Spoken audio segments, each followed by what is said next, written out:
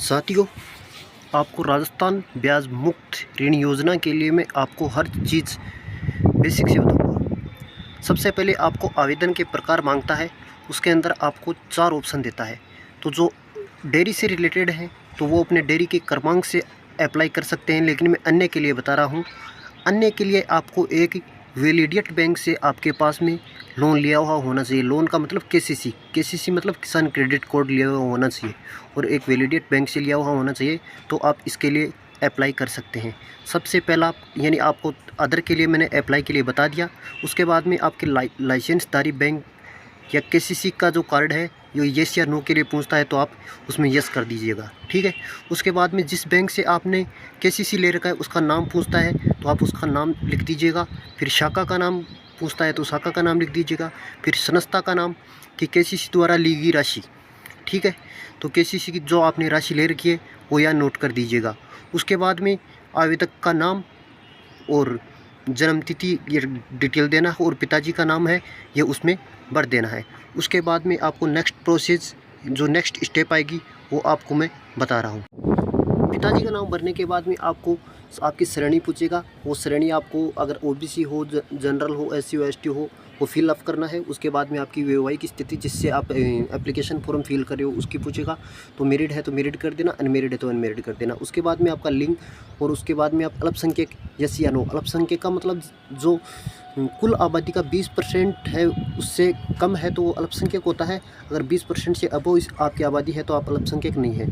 फिर आपकी जो मोबाइल नंबर है और बीपीएल नंबर, बीपीएल हो तो यस कर देना और नहीं हो तो नो कर देना। फिर विकलांग, फिर ईमेल आईडी, फिर शैक्षणिक योग्यता, जो भी आपकी शैक्षणिक योग्यता है वो यहाँ पर आपको राइट डाउन करना है। उसके बाद में परिवार की समस्त स्रोतों से वार्षिक आय है वो आपको लिख देनी है। आपकी परिवार की वार्षिक आय आपकी अलग अलग होती है, जैसे 3 लाख है, 4 लाख है, 5 लाख है, जो भी है आप नोट कर देना।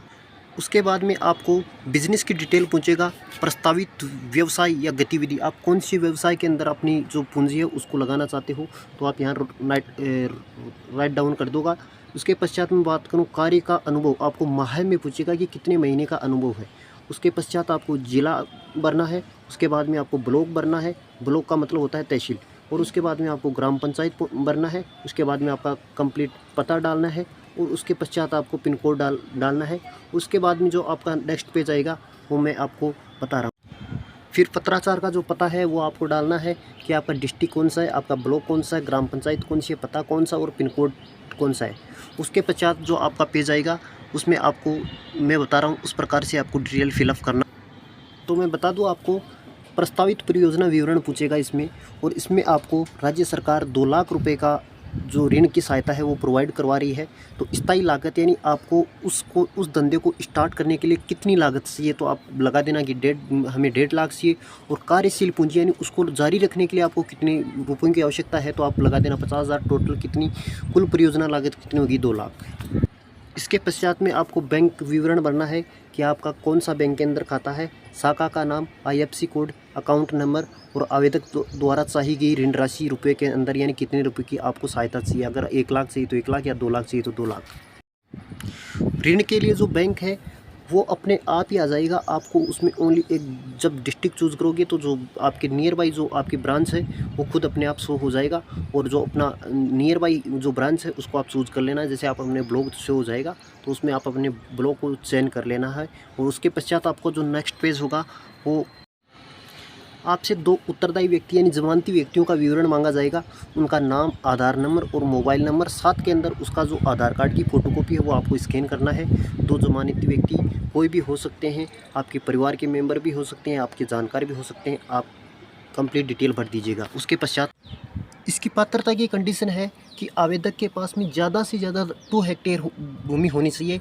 अगर 2 हेक्टेयर से ज़्यादा भूमि है तो आप इसके लिए एलिजिबल नहीं हो। साथ में आप ग्रामीण क्षेत्र से बिलोंग करते हो, तो अगर आप ग्रामीण क्षेत्र से बिलोंग करते हो, आपके पास में केसीसी लोन लिया हुआ है और अधिकतम 2 हेक्टेयर भूमि है तो आप इसके लिए एलिजिबल हो।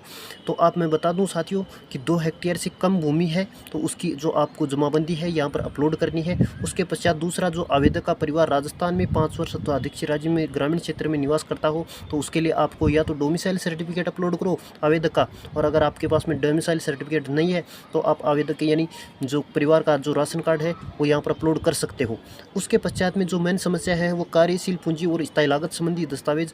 तो जो अपने पहले फॉर्म फिल किया था उसमें डिटेल भरा था कि कार्यशील संबंधी दस्तावेज के लिए आपको कितनी पूंजी की आवश्यकता है, तो हमने अपने भरा था 50,000, और स्थायी लागत के लिए कितनी की पूंजी की आवश्यकता है तो अपने भरा था 1.5 लाख, और टोटल कुल मिला के कितना, तो 2 लाख। तो मैं बता दूं कार्यशील संबंधी दस्तावेज है वो मैं नीचे डिस्क्रिप्शन बॉक्स में टेलीग्राम चैनल का लिंक दे दूंगा, उसके अंदर कार्यशील संबंधी दस्तावेज और स्थायी लागत संबंधी दस्तावेज दोनों के जो फॉर्मेट है वो अपलोड कर दूंगा, वहाँ से आप डाउनलोड करके फिल करके यहाँ पर अपलोड कर देना है। उसके पश्चात पैन कार्ड की स्कैन कॉपी मांग रहा है, तो आप पैन कार्ड की स्कैन कॉपी अपलोड करना है।